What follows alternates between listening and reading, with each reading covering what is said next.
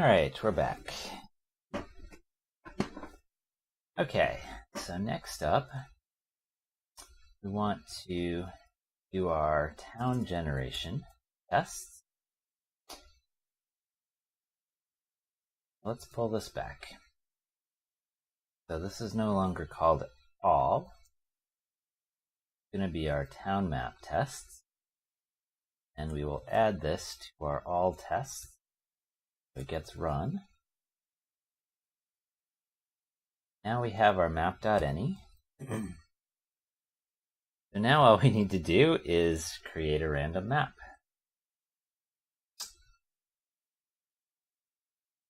All right. So when I'm doing TDD, sometimes I like to just start the code directly in the test file. Once we start to see the shape of it, we can pull it out into the correct module.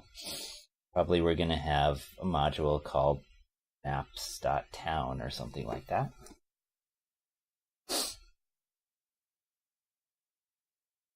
So what is create random map going to do? It's basically going to give us a map function, which, as we've been saying, is simply a function that takes a point, gives a tile back.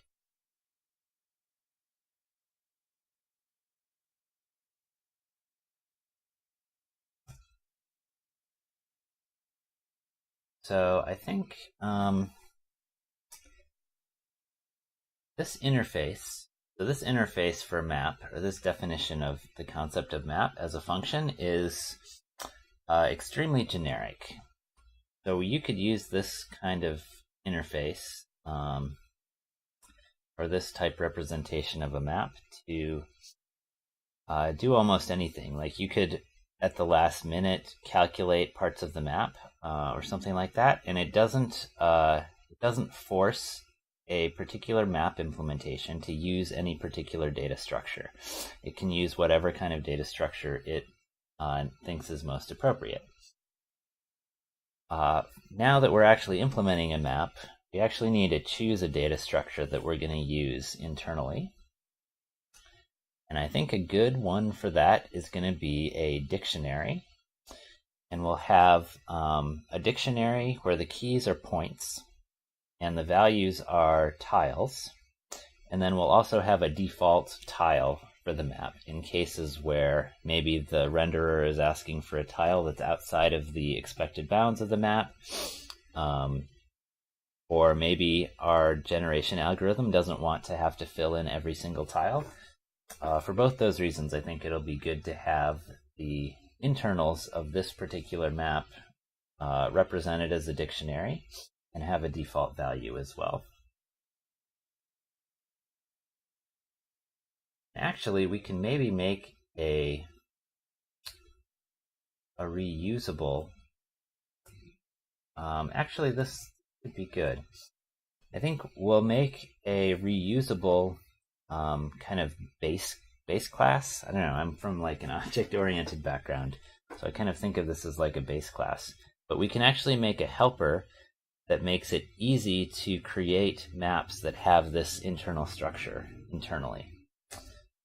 So I think our, rather than calling this create random map, let's actually call this town map.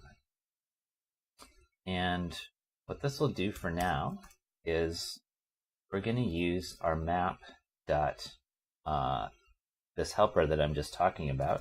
Here's what I'm thinking it'll do. It'll be a map based on a dictionary internally, and we'll pass it a dictionary and also a default tile. So let's make water our default tile. And the idea is that given a dictionary and a default tile, we can implement a generic map implementation that's based off of a dictionary. So let's implement this. And okay, so this is map.point, map.tile now, because we moved those into the map package. That means we import map. We are importing map.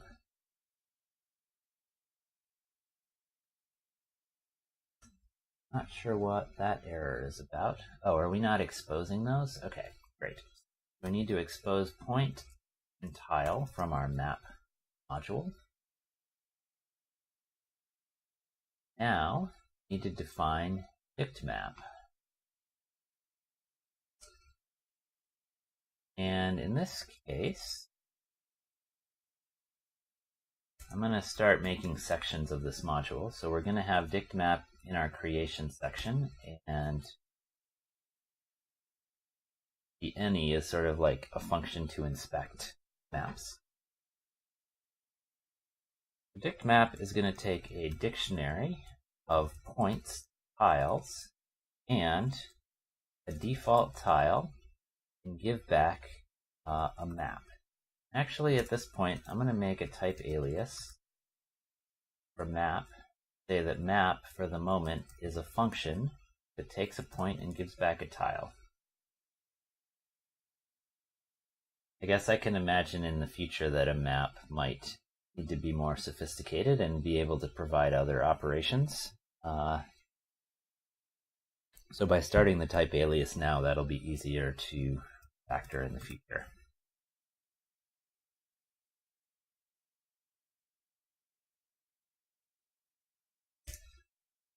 Okay, so now all we need to implement this function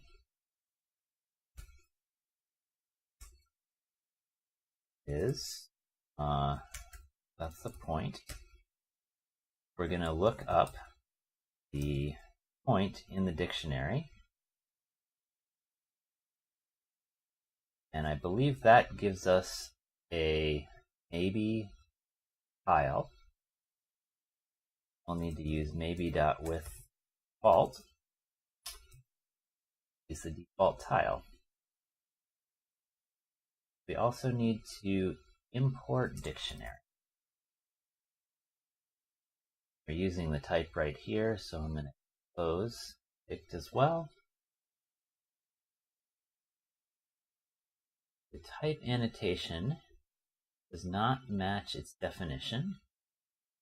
Type annotation is saying that there's a point. Okay. So the problem here is that records are not comparable in Elm yet. They're planned to be in the future.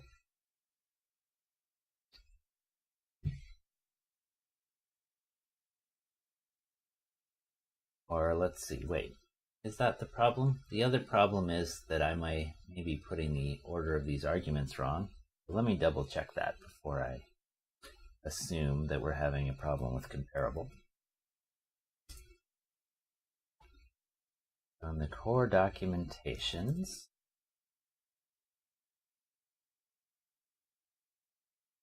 get takes the key first, and the dictionary second, and gives back a maybe. Okay.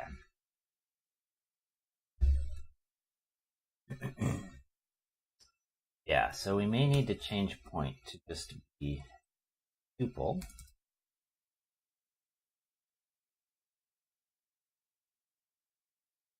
Yeah, okay.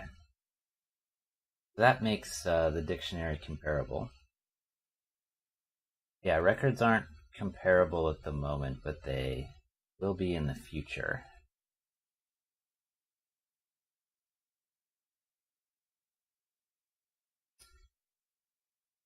Then, here, we need to change how we're representing points.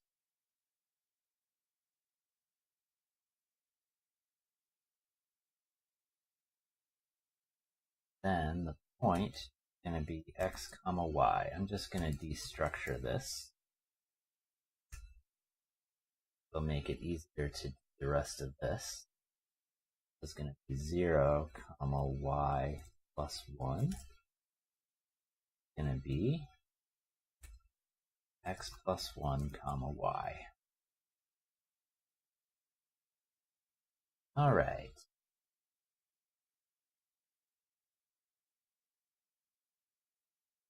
So let's run our tests. Still don't compile. Map doesn't expose dict map. Let's expose it.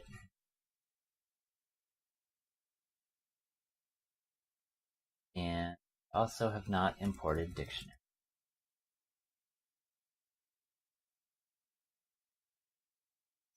And here, to change these, to use our new definition of file, which is now a tuple instead of a record.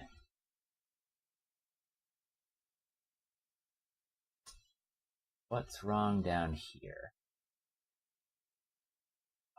We have to give an expectation or a failure message here. Expected map to grass. Okay. Let's run it. Cool. We have a test failure. And also, what I'd like to do at this point is extract this map out so that we can actually render and see it visually while we're working on the tests. So before we get this test to pass, take this map. I'm going to put this in another module. Let's call this maps.town.map. We'll make a new module. maps/town/.elm module maps.town exposing map.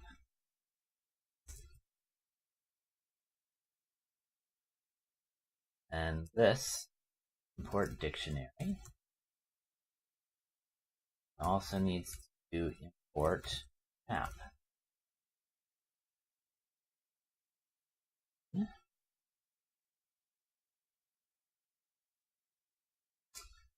Okay.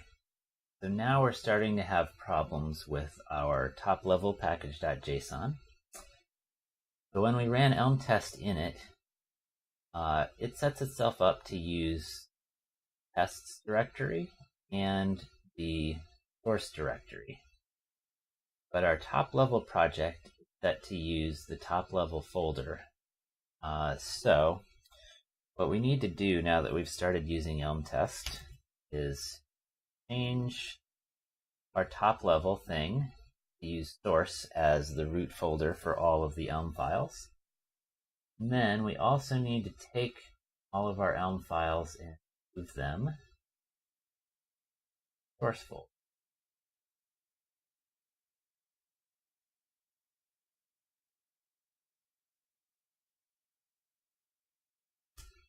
Okay, let's see if we can run the test. Still can't run the test because in tests.elm, maps.town.map is not in scope. Okay. So in test, we need to import maps.town. Okay, now can we run the test?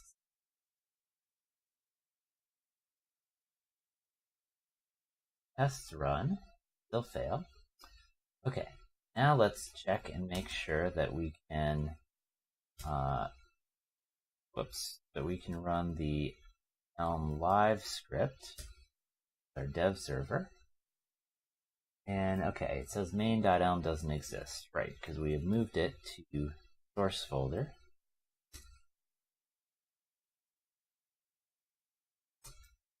Reload. Let's see what's wrong here.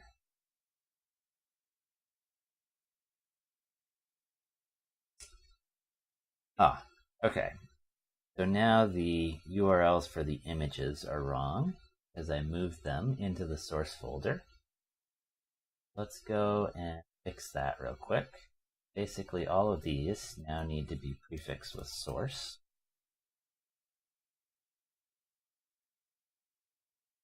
Great.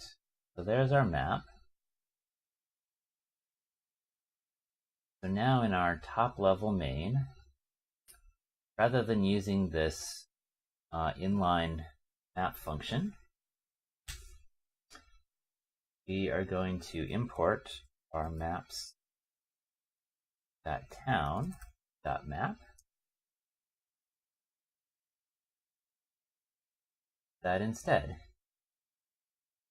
And okay, we have one other problem, is that we're using these point and tile types that we've defined here, but we want to switch those to use the versions that are in our map module. Import map first, and refer to these as map.point and map.tile. And assuming this is about the problem where we changed from using a record to using a point. Hey Rollergraph, thanks for stopping by. Enjoy the rest of the videos later.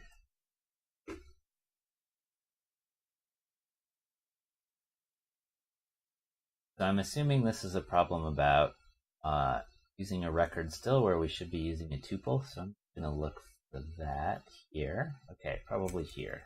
So x comma y, tuple instead of the record. All right, what's wrong now?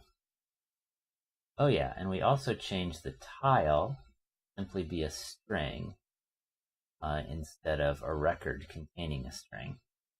That means we don't need this record accessor anymore.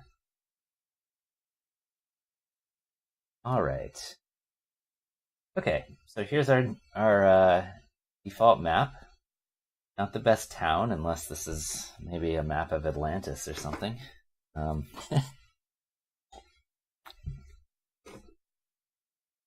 So, I think this is set up pretty nicely though, because we can now run our tests from here, and whenever we have things compiling, it should refresh and show the rendering at the same time. So let's try that out really quickly. We go to our town map now. I'm going to close these other tabs. Yes, everyone in this town has their own pool. Okay.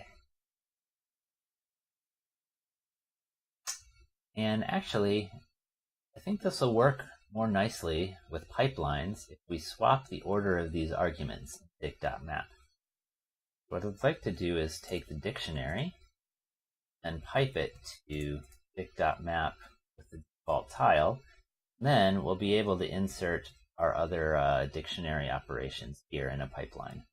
So let's do that refactoring first. I'm going to go to map, just swap the order of these two arguments. Great. And because we've nicely refactored and made everything modular, we actually only have one module that's referring to dict.map. Let's run the tests. Good, still failing. So now, to make our first test pass, all we need is to make one of the tiles have grass in it. So I'm just going to insert to the dictionary at 0.55, why not? The grass. And hey, great, it updated. Let's run our test.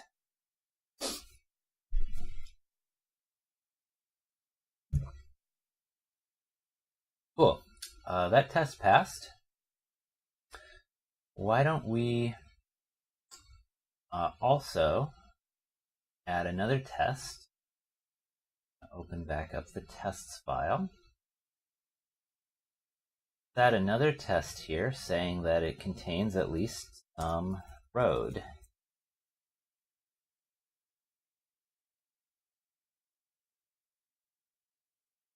So this is going to do the same thing. Take this map, we'll call map.any.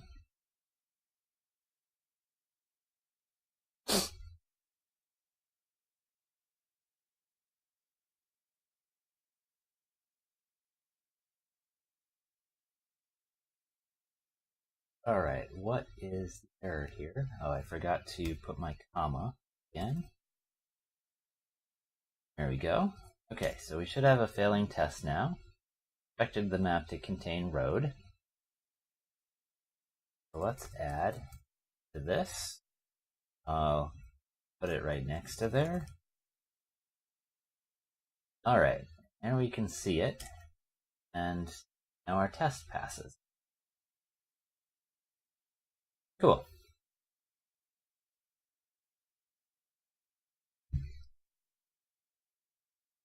So that's a good framework. Let's commit this. And then let's take another short break. And when we come back, we will start trying to figure out what we can do to define properties. Ooh, actually we need to make this random first and then start defining more properties. Yeah, so let's do the randomness. I'm going to commit this, and then we'll do the randomness, and then take a short break after we get that done. So we moved a bunch of files around. We changed our package JSON to use the source folder as the root for the Elm files. We changed our point type to be a tuple. We added an alias for our map type. Defined dict.map. Rewrote the any function to use tuples instead of records. Then we wrote some tests and wrote our new town map tests.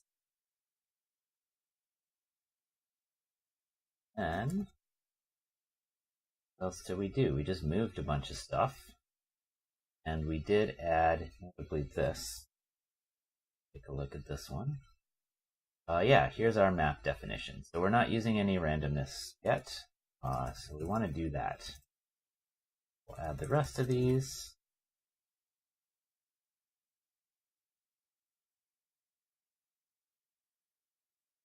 All right, so we made the skeleton of a town map. Yes, we've been making a very fluid map. There's just water everywhere.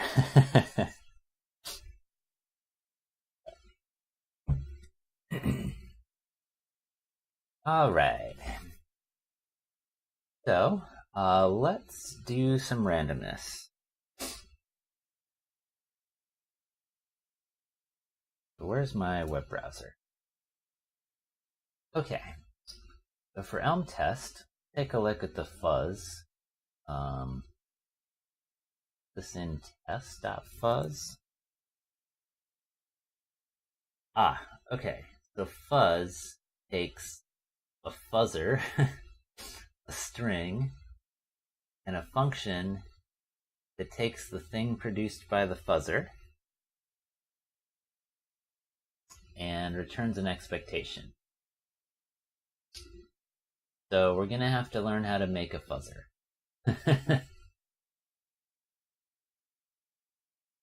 And that, I assume, is defined the fuzz test. So here's how I think we should do this. If we have a map generator, which is a random generator, we'll create that as a generator, and then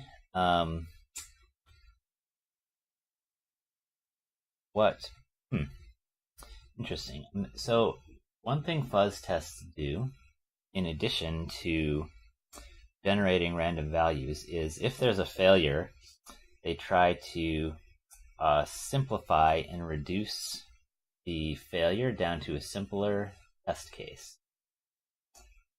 It's called shrinking. So in the case of random maps, not sure that we can really define meaningful shrinker in terms of the maps, because that would just be a lot of extra work that the map generation implementer would have to do. So I think we can plan on not really making use of shrinking for this case. So what we can do, I think, is we will have a fuzzer generate random ints, and we'll use those ints as seeds to produce a random map. And then I guess we'll want to make it not shrink those random seeds, because if it's an integer, it'll try to shrink the integer by making it 0, for example. But maybe that won't be a problem. We might run into weird behavior of the shrinker when we get into this. But in any case, let's try this out. Let's write a fuzz test that produces random integers, uses those integers as seeds to generate a random map, and then checks the properties against the random maps. So to start with that, why don't we first convert this into a generator. So we'll make a random here, which is going to be a random.generator of map. Remember, map is a function at the moment of map.point to map.tile. So this is actually generating a random function, which maybe is not the best thing. Potentially we could refactor this so that maps are simply data. That might be a good thing to do, but we can save that for another time. So for now, we're just going to say that we're going to make a random generator of maps, and let's look up the documentation for random. That's in the core docs. In core random. So we will need to import random. And the way we make one of these is you're going to use, okay, so there's some primitive generators. We can make bools or ints in particular ranges or floats. And then we can make tuples, we can make lists. Here's what we're going to be using. We're going to use map to do functions.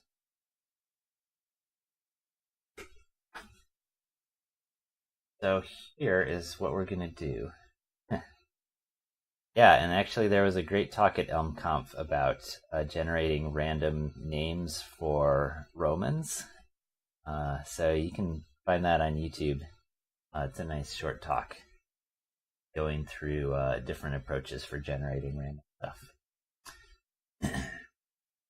So here's how I think this will work. First, we'll change map to take an integer. Why not 2 integers? This is going to be the location of the grass. So rather than 5, 5, we will put it at here. Let's call this Rx and Ry.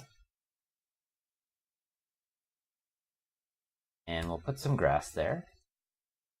And we'll put the road near it. So we basically just extracted a parameter.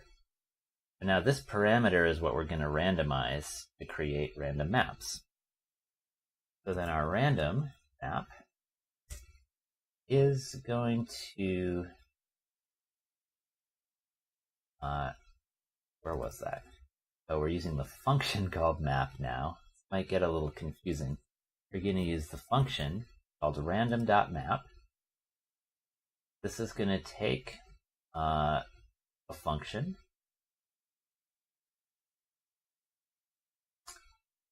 that, in our case, the A will be the tuple, the coordinate where the grass will be, and the B will be the map itself, which is this. So actually I'm going to replace this and just say map. Map is a function that takes a coordinate for the grass and returns a map.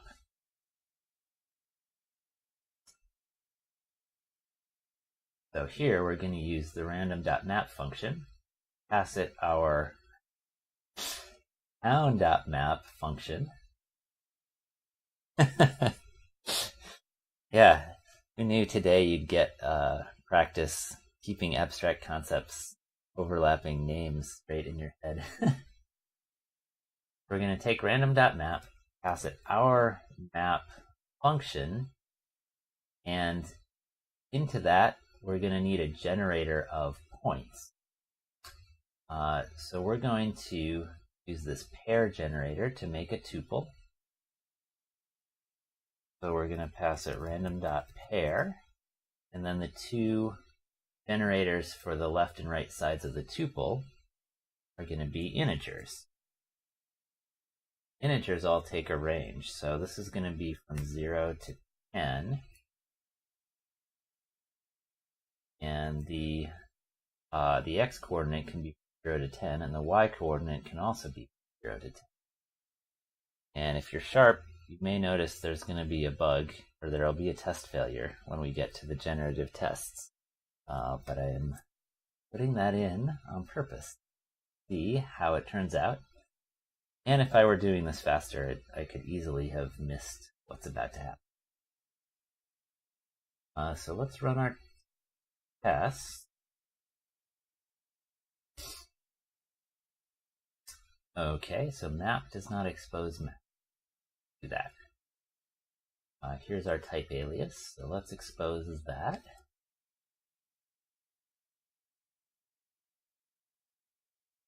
Alright, so in the test, map.any, okay, so here we've refactored town.map to take some random points.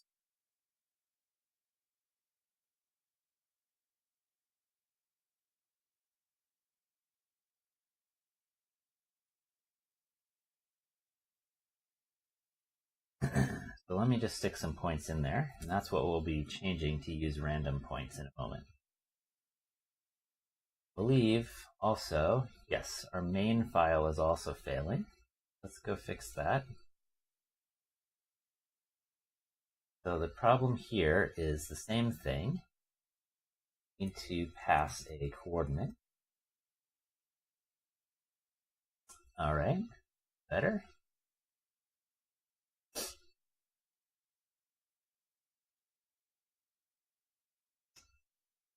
All right. Where are we now? Right. So we have this test, and we want to convert this to a fuzz test, which will check random maps against this property rather than always checking this one specific map. So I'm just going to start this right below here. We're going to have a fuzz test. We are going to use the fuzz.int fuzzer to produce a random seed.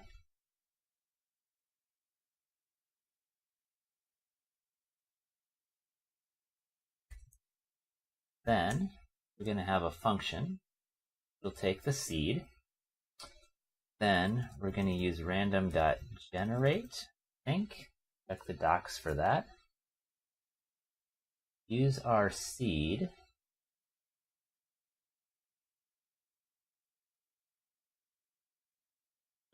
Generate produces a command, which is a nice way, if you're using the Elm architecture, to create random things without having to manually deal with seeds. But in our case, we want to deal with the seed manually. So we can use random.step, pass it our map generator and the seed, and we'll get back a map and another seed. And we're just going to throw away this extra seed, take the map. So we'll use random.step. You're going to then pass it our map generator, which is maps.town.random. We give it the seed we have created by the fuzz test. And then we'll get a tuple. I'm going to type this to fst, which is a function in core.basics that grabs the first item out of a tuple. Then we need to run our assertion. So at this point we have the map. We can take this exact same assertion that we were running before. We'll do map.any with grass and expect the map to contain some grass. All right, fuzz is not in scope. Let's import that. Actually, let's validate that I have the package name correct. Yes, so fuzz.int creates one. We're going to import fuzz. Then it cannot find random.steps. To import random also. Then it cannot find maps.town.random because it didn't expose it. Let's go expose that.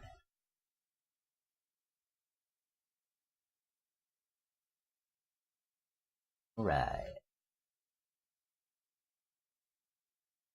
Now we have a type error. All right, let's see what this is saying.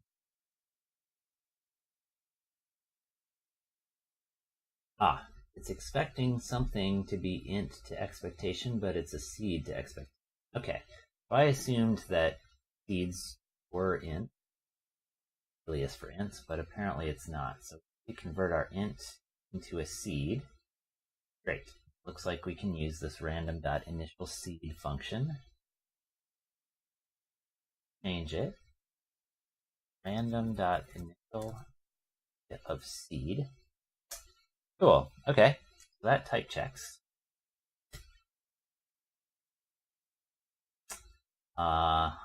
Great.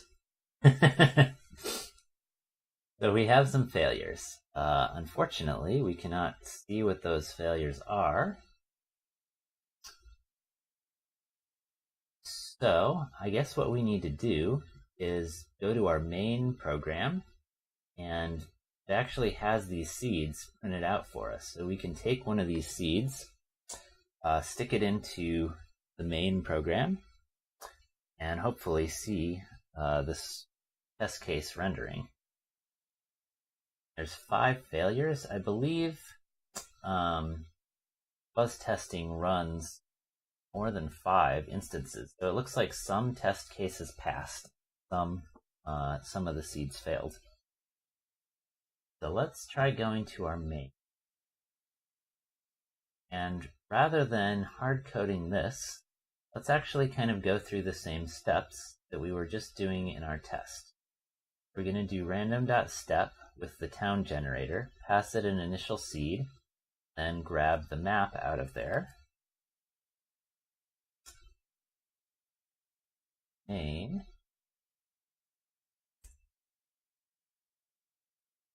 Going to define the map is a .map.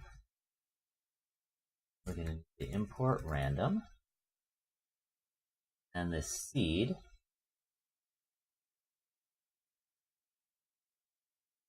is going to be an int.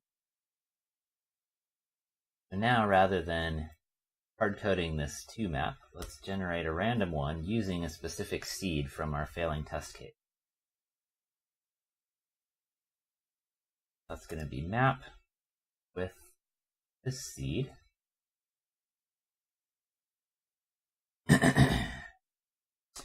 Okay, so here's the failing test.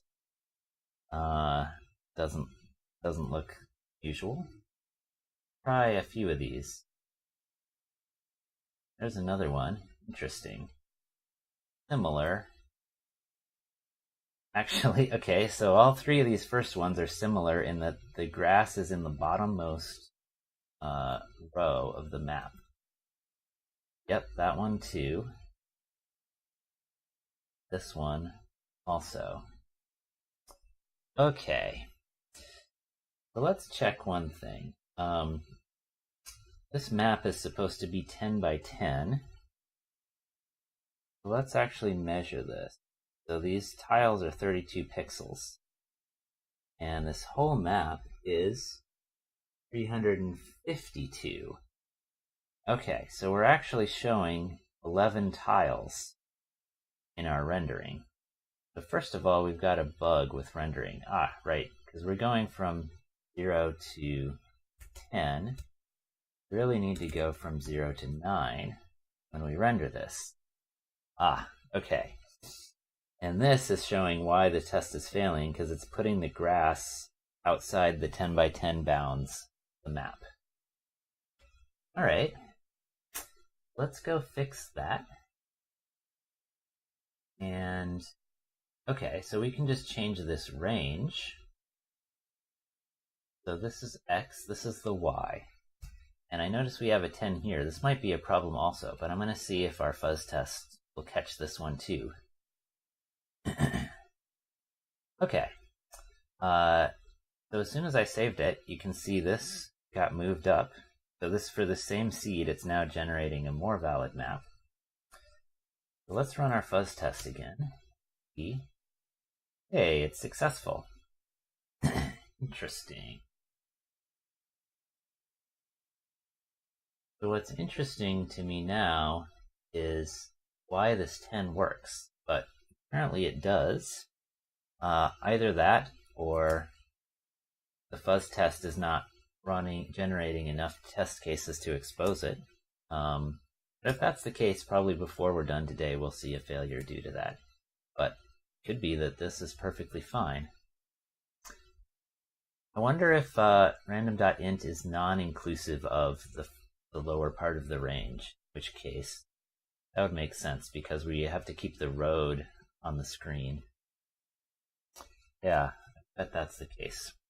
Well, anyway, I'm going to commit this real quick, then we will take a short break, and then we will take a look at doing some more sophisticated rules. I think we've done some cool stuff, but the results thus far are not particularly impressive from a map building standpoint.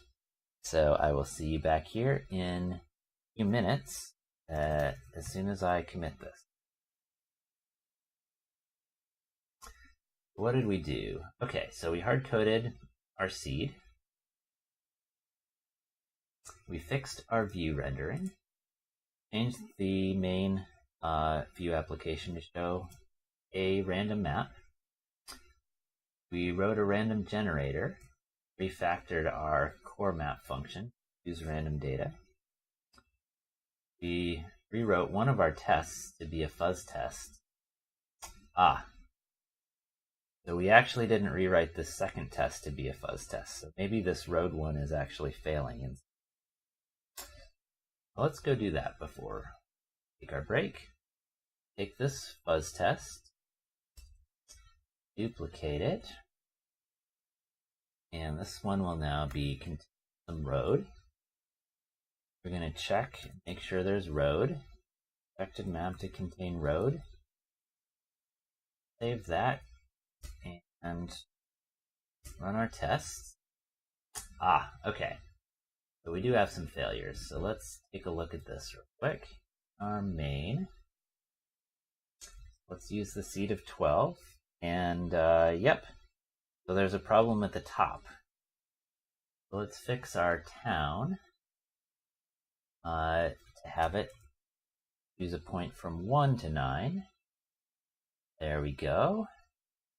Let's rerun our tests. Cool. And that now passes.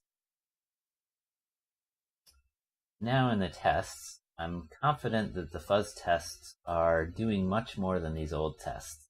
So I'm going to delete these original tests. Leave only the fuzz tests.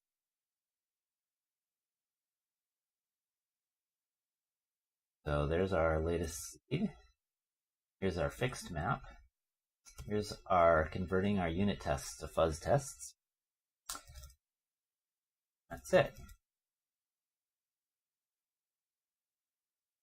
So what did we do? We introduced randomness to that town.